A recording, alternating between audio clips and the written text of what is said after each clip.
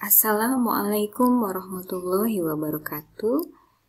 Selamat pagi dan salam sehat buat kita semua. Pada kesempatan kali ini, kita akan melanjutkan mata ajar keperawatan Medikal Bedah 1 praktika di Prodi D3 Keperawatan Stikes Pancabakti Bandar Lampung. Hari ini kita akan belajar kembali tentang prosedur suctioning.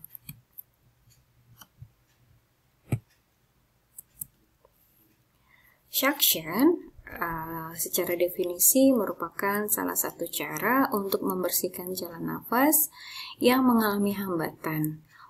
Bisa karena sputum, kemudian mukus atau sekret yang tidak bisa dikeluarkan sehingga jalan nafas nantinya menjadi bersih dan kebutuhan gas di sini O2 dapat terpenuhi. Suction harus dilakukan secara tepat dan benar serta aman sehingga dilakukan dengan proses dan dianalisa tepat untuk dilakukannya tindakan suctioning. Jadi perlu pelaksanaan prosedur yang tepat, benar, dan aman. Tujuan dari tindakan suction di sini yang paling utama adalah mempertahankan jalan nafas sehingga bebas dari hambatan, baik itu berupa sekret, mukus, ataupun kebersihannya bisa dikatakan clear atau higienis. Kemudian untuk membersihkan sekret pada pasien yang tidak mampu batuk. Selain itu juga mampu harapannya bisa memperbaiki oksigenasi sehingga dapat menurunkan beban dari pernafasan. Selain itu juga pada pasien-pasien yang bed rest lama, suction ini dimaksudkan untuk mencegah infeksi paru dan kondisi atelektaksis paru atau masalah dalam pengembangan paru. Kemudian ada bermacam-macam jenis daripada suction. Yang pertama adalah oral suction atau suatu teknik untuk mengeluarkan sekret yang dilakukan melalui mulut. Kemudian nasopharyngeal suction atau teknik mengeluarkan sekret melalui kateter yang dimasukkan di daerah hidung. Kemudian nasotracheal suction. Di sini teknik mengeluarkan sekret dari bagian atas pada jalan napas bagian bawah melalui kateter yang dimasukkan di hidung. Jadi kalau kita lihat ini proses perjalanannya dari sini ya, dari mulai hidung sampai dengan trakea. Ini kalau kita lihat lagi dan ini adalah gambar daripada trakea itu sendiri. Dan yang berikutnya adalah endotracheal suction. Jadi melakukan suction melalui ET yang sudah dipasang atau endotracheal tube atau memang pasien yang sudah dipasang tracheostomy. Kemudian apa sih indikasi daripada suction? Suction biasanya dilakukan pada pasien yang tidak mampu batuk, biasanya pada bayi atau neonatus sehingga yang memang kemampuan atau refleks batuknya memang masih minim sekali. Kemudian pada pasien-pasien yang terpasang tracheostomy dan endotracheal tube. Kemudian pasien yang tidak mampu batuk sehingga sekretnya tertahan. Kemudian neonatus dan pada pasien dengan gagal nafas. Dan indikasi yang berikutnya adalah untuk menjaga kebersihan daripada jalan nafas. Kemudian komplikasi dari tindakan suction yang pertama adalah adanya rangsangan dari pharyngeal suction atau pharyngeal suction akan merangsang saraf simpatik yaitu nervus vagus ya. Di sini akan menimbulkan dampak yaitu menyebabkan bradikardi sampai dengan henti jantung atau juga sampai dengan henti nafas atau vagal refleks. Jadi makanya tadi di awal diterangkan bahwasanya prosedur suction itu harus benar, aman, kemudian tepat dan efektif. Kemudian ada beberapa hal-hal juga yang mesti diperhatikan pada saat kita mau melakukan prosedur suctioning, yaitu sekret yang mengganggu jalan nafas harus segera dikeluarkan, karena kalau tidak segera dikeluarkan bisa menyebabkan gagal nafas. Kemudian dilakukan dengan teknik septic dan menggunakan alat yang steril. Kemudian penghisapan sekret harus dilakukan dengan prosedur yang tepat untuk mencegah masalah infeksi, luka, spasme, udem di saluran pernafasan sehingga menghambat jalan nafas, serta perdarahan di jalan nafas itu sendiri. Kemudian lama penghisapan tidak boleh lebih dari 5 sampai dengan 10 detik untuk bayi dan anak-anak, dan untuk dewasa 10 sampai dengan 15 detik. Ini adalah vacuum pressure. Di sini maksudnya adalah tekanan yang digunakan untuk menyedot sekret ataupun cairan di jalan nafas.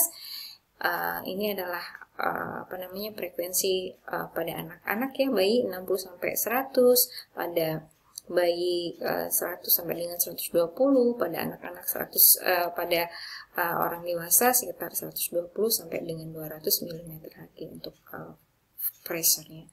Kemudian botol penampung di sini ya harus diisi dengan cairan antiseptik kira-kira 1/4 bagian dan dicatat atau dimonitor selama 24 jam dan harus diganti. Kemudian untuk mencegah bradikardi, Suction juga dilakukan pencegahan di pre-section. Biasanya pasien diberikan oksigenasi terlebih dahulu dan gunakan catheter section seperti menggunakan endotracheal tube. Kemudian suction dapat menstimulasi batuk. Ya, jadi tadi komplikasi di awal ada reaksi dari nervus vagus ya. Oleh karena itu biasanya disertai dengan batuk sehingga mobilisasi cairan. Nah, jadi respon ini biasanya terjadi karena reaksi daripada nervus vagus. Kemudian persiapan alat yang kita butuhkan ya, di sini yang paling utama adalah mesin suction, kemudian catheter sectionnya, kemudian ada towel ataupun handuk, kemudian ada di sini oximetri ya, kita melihat kadar saturasi oksigen. Nah, ini jika diperlukan atau opsional. Kemudian di sini kita butuhkan air yang steril untuk selama proses sectioning, kemudian oksigenisasi, dan kita butuh penerangan yang cukup baik pada saat melakukan kegiatan suctioning. Kemudian intervensi di sini ya, di sini vakum ya, kemudian kateter yang digunakan ini ukurannya 6 sampai dengan 8 Fahrenheit ya. Untuk orang dewasa biasanya lebih daripada 10 ya Fahrenheit.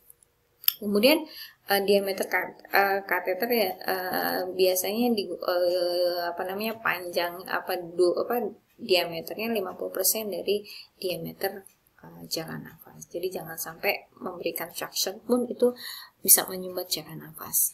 Ini adalah setting control, nanti bisa dibaca dari mulai ukuran dewasa, anak-anak sampai dengan neonatus.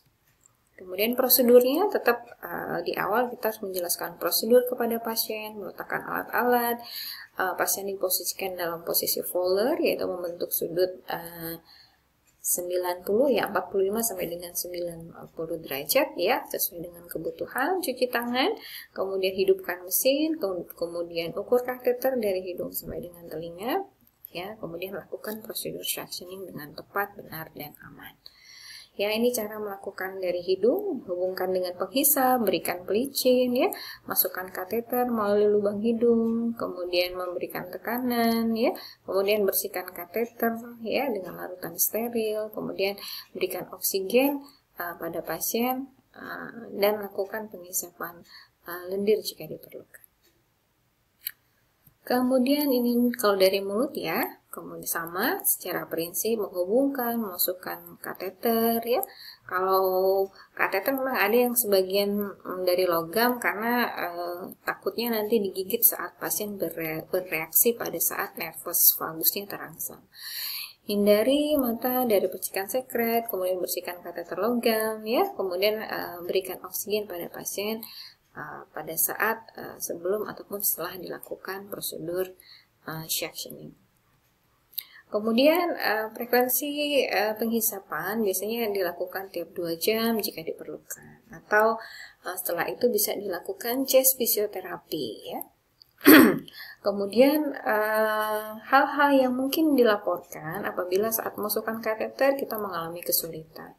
Kemudian sekret sulit dihisap, kemudian sekret menjadi pekat dan banyak, sekret bercampur darah, berbusa dan berbau, atau penderitanya sianosis, kemudian keadaan menurun dan apno. Ini harus menjadi catatan yang kita dokumentasikan dan harus segera kita laporkan kepada dokter penanggung jawabnya. Ini hal-hal yang harus sangat kita perhatikan selama prosedur suctioning. Kemudian hal-hal lain yang perlu didokumentasikan adalah waktu penghisapan, keadaan sekret, baik itu warna, bau, konsentrasinya, ya, termasuk juga jumlah, ya, menjadi perhatian kita. Kemudian hal-hal yang juga harus kita perhatikan selama melakukan penghisapan adalah dari mulai posisi, selama penghisapan, kemudian kondisi hipoksia dan peningkatan dari denyut nadi. Jadi ini menjadi penting buat kita selama kita melakukan prosedur suction supaya hal yang kita lakukan ini benar-benar aman dan efektif untuk pasien. Baik, ini saja yang bisa Bu Dewi sampaikan. Mudah-mudahan bermanfaat. Mari nanti kita saksikan videonya bersama-sama. Assalamualaikum warahmatullahi wabarakatuh. Selamat siang dan salam sehat buat kita semua.